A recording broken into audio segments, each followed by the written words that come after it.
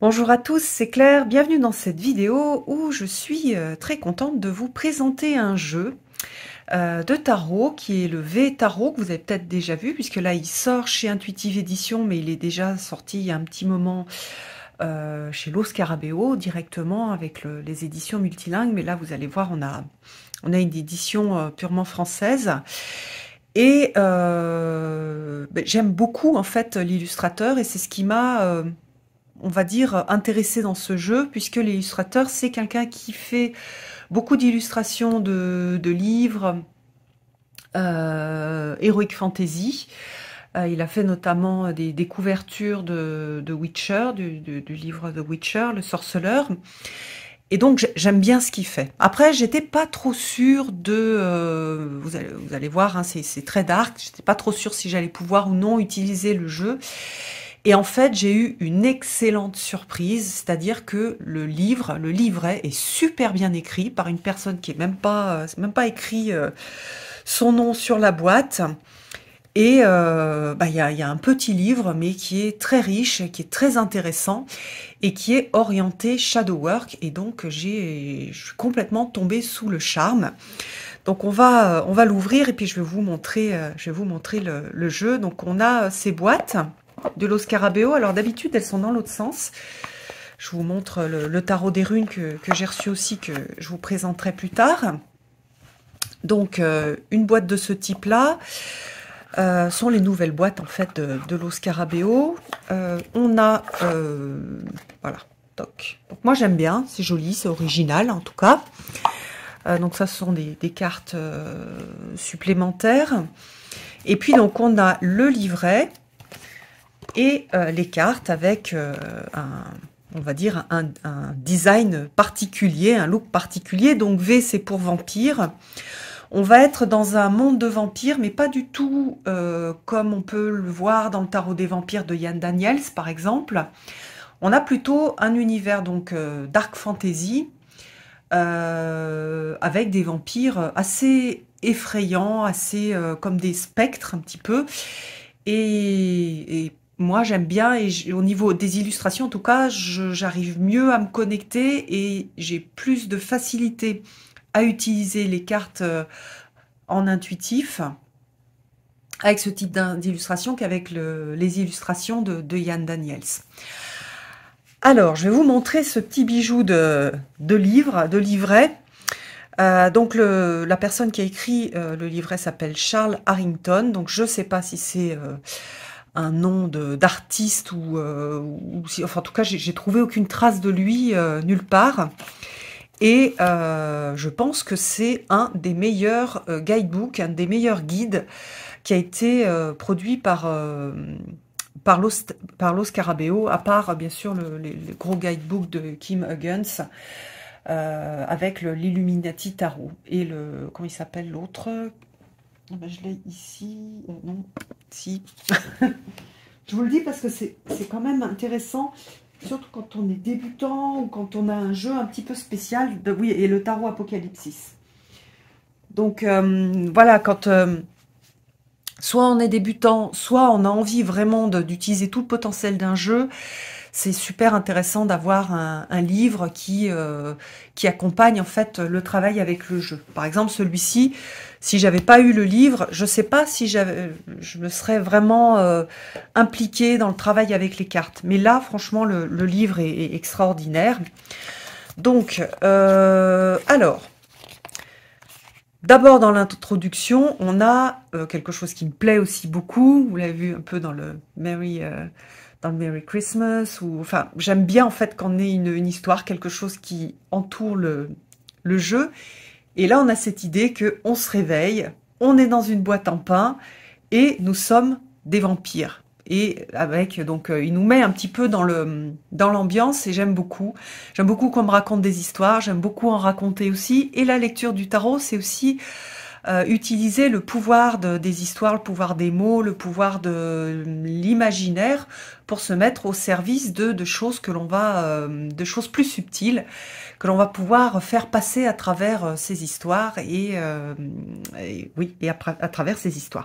Donc le vampire en fait c'est vraiment un un archétype qui est très très intéressant au niveau psychologique, puisque il représente le monstre en nous, il représente les désirs, les envies, il représente les choses qui sont refoulées, donc l'inconscient. Il y a énormément de choses qui sont, on va dire, positives entre guillemets, négatives entre guillemets aussi, qui constituent l'être humain. Et à travers le vampire, c'est pour ça que ça fascine encore et toujours plus les gens, à travers le vampire, on va reconnaître des parties de soi que l'on aime ou qu'on n'aime pas. Ça va aussi redonner de la force, de la puissance.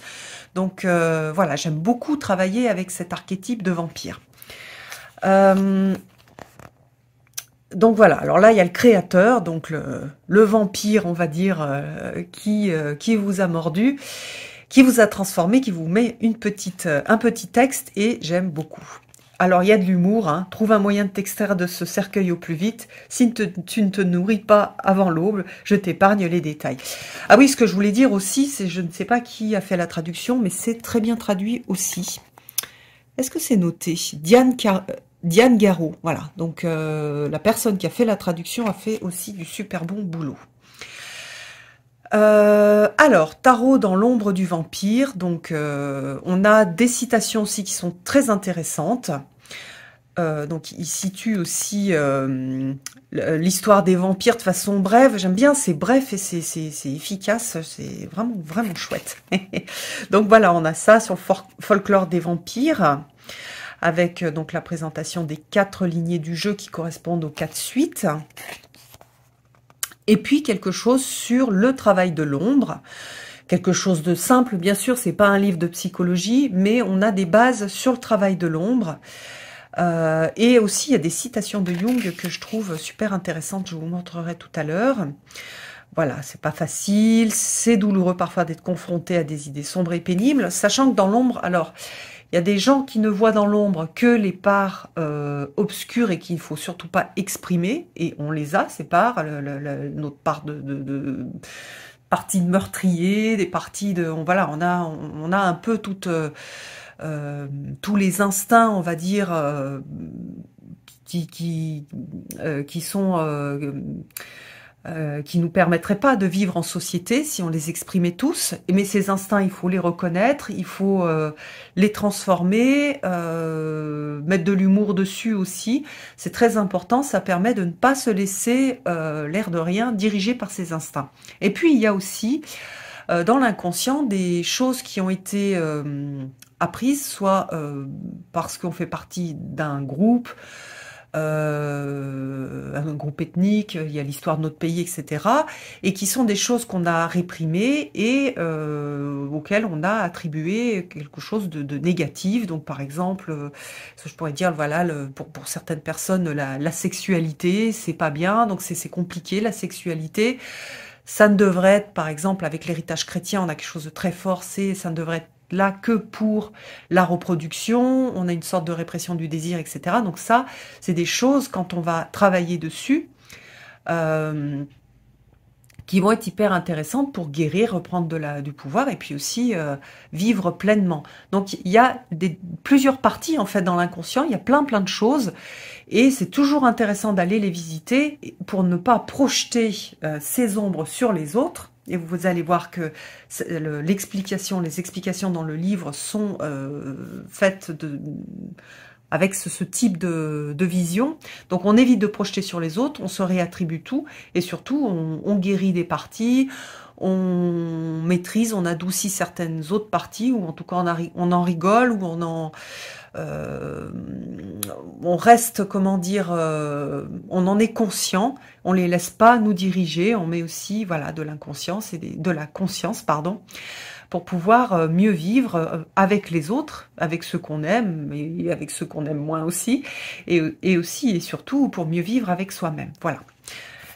Donc il explique la partie de l'ombre. Alors, par exemple, ici, qu'est-ce qu'on a? Il y a une citation de Waite. Le véritable tarot est symbolique. Il ne parle nul autre langage, et n'offre nul autre signe. Donc il a trouvé des citations qui sont vraiment, vraiment très chouettes. Donc il y a des choses sur comprendre le tarot. Même chose, c'est passionnant. Franchement, si vous avez ce jeu-là, si vous intéresse, si vous aimez les illustrations, lisez tout le livre. Il est super intéressant et il va beaucoup vous aider pour vous accompagner dans la lecture du tarot. Même si après vous allez le personnaliser, vous allez comprendre plein de choses et ça peut vous apporter beaucoup d'aide pour l'utiliser. Alors, la structure du jeu, la lignée, les suites, donc ça correspond aux suites, hein, donc la lignée de la passion, avec, donc il a associé la passion avec les coupes, voilà, l'élément eau, les émotions humaines, etc. Après, la lignée de la richesse, qui est associée au denier. Voilà, donc là, il y a une erreur de frappe, hein, c'est pas l'élément eau, c'est l'élément terre. La lignée de la vitalité, c'est la suite des bâtons. La lignée de la guerre avec la suite des épées, donc c'est intéressant. Et avec chaque fois un petit peu l'esprit de la lignée ou de la suite qui permet d'apporter en fait une précision supplémentaire par rapport à la signification de la carte, si vous avez envie de le faire.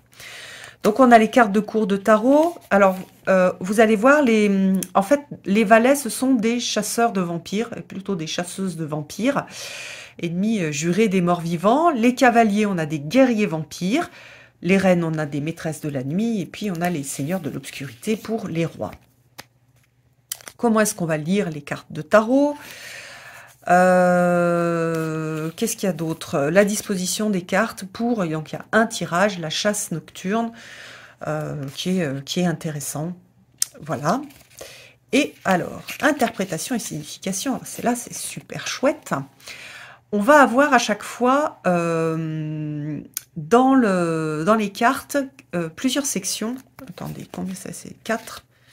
5 sections. Première section, le savoir, donc en gros, c'est l'explication de la carte. Ensuite, la divination, c'est la signification un peu pratique au niveau de la carte. La danse de l'ombre, c'est le travail du shadow work, et l'inversion, c'est si jamais vous utilisez les cartes droite inversée, ou alors si par exemple vous posez une question, quel est le frein qui m'empêche de faire telle chose, vous allez prendre le côté inversion. Et puis ensuite on a des mots-clés. Donc par exemple, si on regarde au niveau du fou, on a donc un petit texte très chouette, hein, c'est ce qui correspond à ce qu'il a appelé le savoir. Donc par exemple, le fou. La soif est tout, elle vous appelle, vous incite à sortir, chercher votre proie dans la nuit. Excusez-moi, je lis à travers l'écran de mon téléphone. Répondez à son appel, laissez-la vous guider, vous tirez du sommeil et du doute, et vous menez vers une existence qui vaut la peine d'être vécue. Vous risqueriez tout pour y goûter à nouveau. Donc vous voyez qu'on a quelque chose donc qui est, comment dire, le jeu, c'est pas un clone du Rider-Waite, il est inspiré du Rider, mais il y a quelque chose, il a son énergie particulière qui est une énergie de vampire et de tout ce que porte en fait cet archétype du vampire. Donc au niveau divination, donc on a un nouveau voyage commence, répondez à l'appel que vous ressentez dans vos veines, passez à l'action. Et puis dans la danse de l'ombre, et c'est là où c'est super intéressant, on a à chaque fois cette interprétation, on va dire jungienne.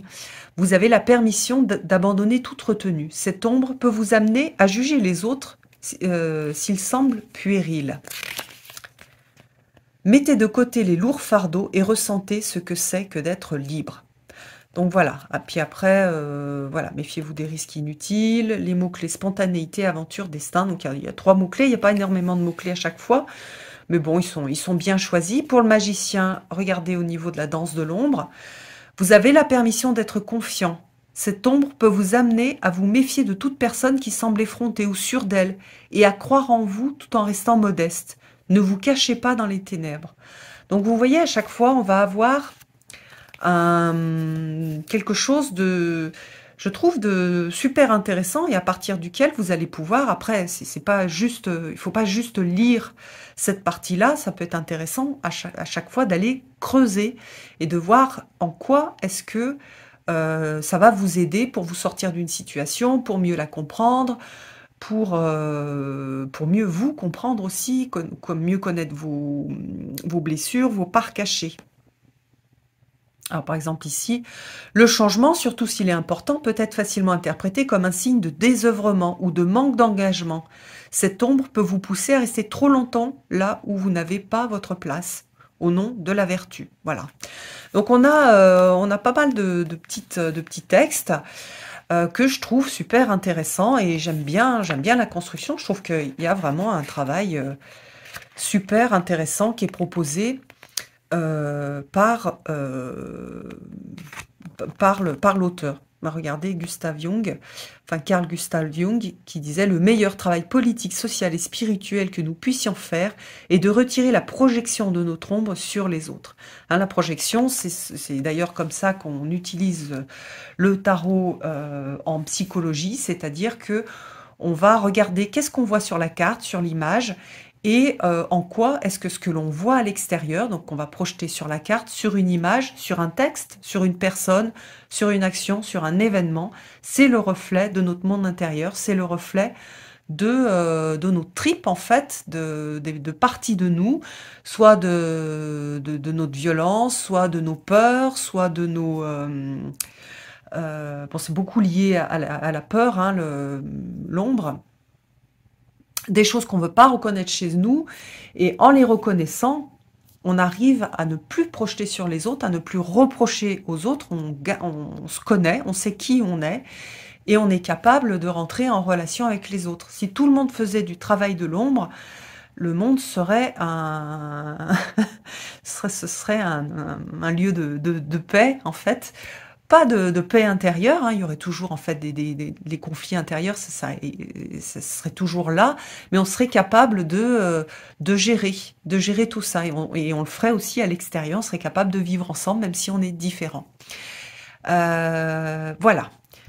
Alors, je vais vous montrer maintenant les cartes. Alors, au niveau de la qualité des cartes, donc la qualité des cartes, hein, on peut la voir beaucoup si, par exemple, on plie la carte et puis qu'on regarde un petit peu sa capacité à rebondir et à reprendre sa forme. Donc, vous voyez que là, c'est pas mauvais. Au niveau du revêtement, donc c'est un revêtement brillant. Vous voyez qu'ici, j'ai eu une petite trace. Donc, je pense qu'il faudra faire un petit peu attention à pas rayer le jeu. Le jeu est brillant, il aurait pu être mat, je pense qu'il aurait été très joli en étant mat, mais comme il est assez sombre, le brillant lui donne de la profondeur, donc c'est pas mal aussi qu'ils aient choisi un revêtement brillant. Alors, au dos, on a une croix à l'envers, avec je sais pas quoi, je sais pas ce que c'est c'est un démon certainement. Voilà, peut-être le vampire ultime. Et maintenant, nous allons regarder les illustrations. Donc à nouveau, c'est un style, je pense, qui va plaire aux gens qui ont l'habitude et qui aiment la dark fantasy. Pour les autres, ça peut paraître peut-être trop effrayant. C'est vrai, c'est pas du tout... on n'a pas des vampires très kawaii, hein, on a voilà, plutôt des êtres décharnés. Un petit peu entre la vie et la mort. D'ailleurs, il a fait aussi le tarot Z sur les zombies. Donc, il y a ce côté un peu d'entre-deux qui est aussi exprimé à travers ces créatures décharnées et qui sont... il y a aussi cette idée d'avoir envie de brûler d'envie de vivre, en fait, cette idée d'attachement à la vie avec voilà, le lien avec l'immortalité. Il y a un côté aussi un peu vintage, un peu comment dire, victorien. Ici, vous voyez que la force, on a une petite fille qui tient une gousse d'ail et qui est capable de repousser le vampire.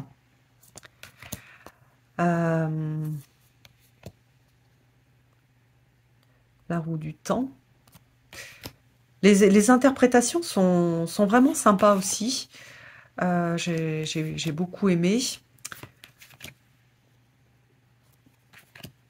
Donc voilà, ça c'est dans le diable, on n'a pas cette expression. Enfin, le diable n'est pas un vampire, le diable c'est une créature encore plus horrible et qui enchaîne. Donc on a que le côté obscur du diable qui est représenté ici. C'est un petit peu normal puisque on n'est plus sur une existence, on est beaucoup moins sur une existence charnelle avec les vampires qu'on peut l'être dans un jeu, par exemple, plus connecté à la Terre. Alors, il veut plus me faire la netteté.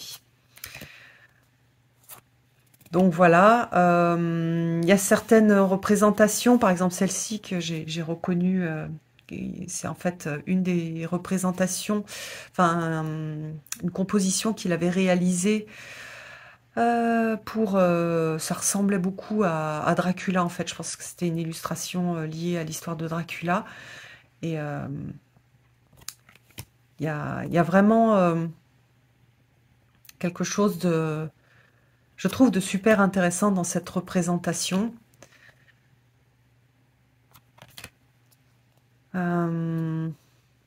Voilà, donc après, l'as de coupe, le 2 de coupe. On a essentiellement dans le jeu des vampires, mais parfois on n'a pas que des vampires, donc voilà. Et à chaque fois avec une perspective de vampire. Alors on n'est pas des vampires.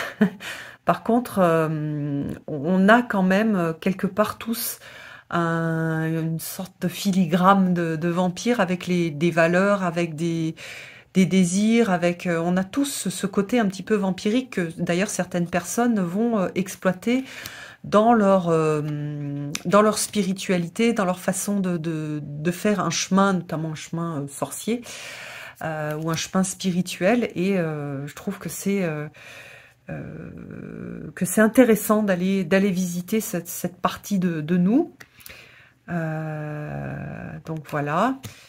Alors il y a certaines cartes au départ que je trouvais un peu peut-être trop lumineuses ou pas tout à fait dans le comment dire, dans la suite enfin, en harmonie avec les autres. Et en fait, déjà, elles apportent un peu de lumière dans le jeu, donc je trouve ça intéressant. Et en plus, il y a vraiment aussi un sens avec ces cartes un petit peu plus lumineuses.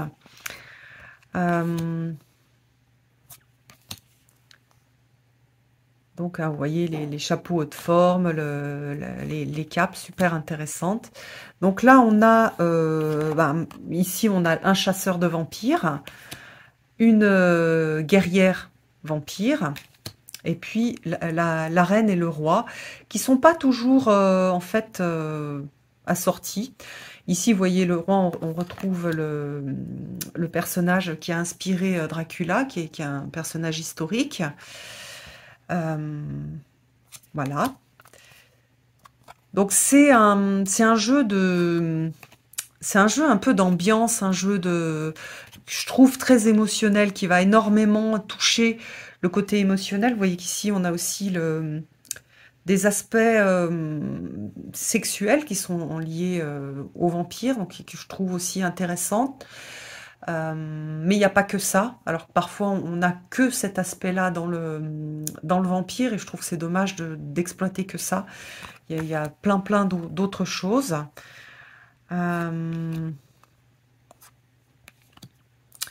Donc c'est voilà, c'est dark, c'est super dark. Voilà aussi un chasseur de vampires, hein, on dirait un Witcher, hein, on dirait le Witcher là. Donc mais là voilà, on a une chasseuse, c'est 10 de denier, et ici pour le valet, on a à nouveau une femme qui va chasser les vampires. Et là, une guerrière, une reine et un roi. Alors, au niveau des significations, on retrouve les significations hein, du rider à peu près. Donc, c'est vrai que sur certaines cartes où on a cette idée de protection, on va moins sentir la chaleur, par exemple, sur des cartes comme l'impératrice ou la reine de denier, on va beaucoup moins la sentir que dans un jeu traditionnel, bien sûr. Pour moi, ça peut pas être un jeu. On peut pas travailler qu'avec ce jeu-là. On peut pas forcément tirer non plus les cartes à tout le monde avec ce jeu parce il est super particulier. Je pense que c'est un bon jeu de développement personnel. C'est un bon jeu spirituel aussi pour faire un travail spirituel. Voilà, on retrouve Christopher Lee. Mais par exemple, pour faire des tirages sur où j'en suis ou une inspiration pour la journée, je trouve qu'il n'est pas trop adapté. Et puis surtout, ce sont des énergies que l'on va aller visiter de temps en temps, mais il faut pas vivre tout le temps dans ces énergies-là, parce que, ça fait très entretien avec un vampire, bah parce qu'on a besoin de la lumière, donc être que dans l'ombre, c'est pas recommandé. Il y a toujours besoin d'un certain équilibre, mais c'est un bon jeu pour travailler sur soi. Il faut être suffisamment bien pour pas se faire peur non plus, et être suffisamment intéressé pour aller visiter des parties de soi qu'on va pas forcément aimer. Voilà, reconnaître des choses qu'on n'aime pas, des choses qu'on projette sur les autres, des autres par exemple, qu'on peut voir comme méchants, cruels, manipulateurs, et on va aller visiter, quand on fait ça, notre propre cruauté, notre propre capacité à manipuler. Donc voilà. J'adore cette carte aussi. Alors voilà, il y a des cartes que je trouve particulièrement puissantes, je les trouve jolies. Il y a un certain... comment dire? Je trouve qu'il y a un certain romantisme aussi dans ces représentations, un côté romantique sombre, que moi aussi, enfin, qui me touche aussi. Et puis voilà. Donc je suis bien consciente que c'est pas un jeu qui va plaire à tout le monde. C'est pas un jeu, comment dire, qui est accessible, avec lequel on a tout le temps envie de travailler. Je vais pas tout le temps travailler avec. Il y a des périodes où j'ai envie, des périodes où je vais sûrement moins avoir envie. Là, j'étais tellement surprise par le jeu. Surtout que je me disais, bon, j'aime bien les illustrations, mais je sais pas trop si je vais pouvoir l'utiliser en tarot. Voilà, le livre a fait que, oui, ici, un grand oui, je vais l'utiliser, et je l'utilise déjà.